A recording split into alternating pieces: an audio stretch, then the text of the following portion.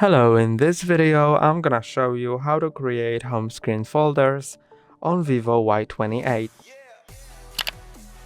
To create home screen folders, press and hold on an app you want to add to the folder, then drag it over another one you want to have in the folder and release, and you can see that these two apps are in a folder together. When there's more than 9 apps in the folder, then you'll be able to scroll through pages of the folder, like in the Google folder you have, as you can see. And to remove an app from the folder, drag it out of the folder and put somewhere on your home screen. And to rename a folder, open the folder, click on its name, and now you can type in a new one. And that's all for today. Don't forget to like and subscribe. See you next time.